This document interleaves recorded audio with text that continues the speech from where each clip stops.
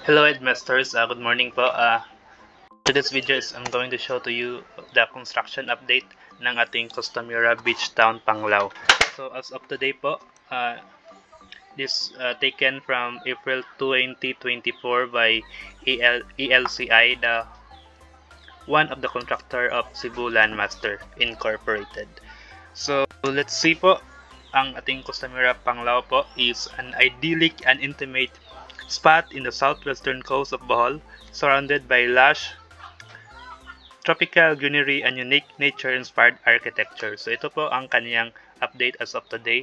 So ito po ang update natin sa Tower 1, ongoing construction po yung Tower 1 at saka yung Tower 2 natin. So ang yung Tower 1 natin is 80% sold out. May natira naman tayo po sa Tower 1 at Tower 2.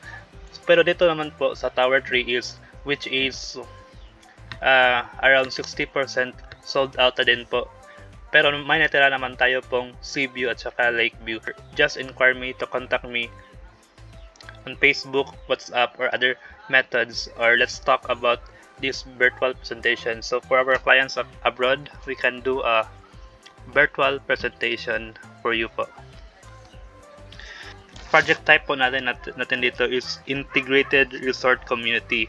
It is a 40,552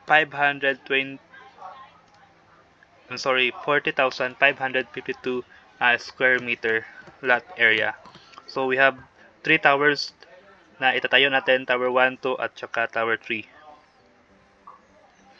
Then ang kanyang phase 1 po, ito po ang kanyang phase 1. This is phase 1, which is residential tower. Dito ang Tower 1, Tower 2, and Tower 3. Then ito po is ang kanyang phase 2, which is integrated resort.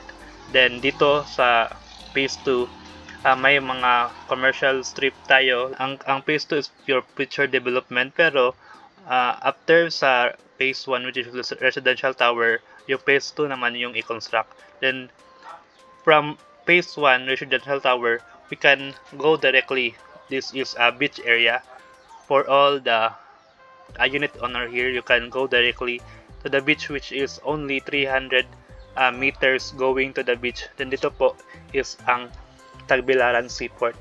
So by the way po, ang tulay na ito, makita nyo po is ang tulay na yan, ito po is ongoing construction po na bridge. The bridge is constructed by and funded by the government po. Then imagine po kung matapos na po yung bridge na to, is may direct access na po tayo going to Tagbilaran City. However po, may bridge naman po tayo. Yung dalawang bridge natin, Dawes Bridge going to Tagbilaran City as of now. Then pag matapos na po, ito actually po, ito pong bridge na to is the third bridge na po sa Panglao Island going to Tagbilaran City. So imagine po how the value of the property will getting bigger when this bridge will finish.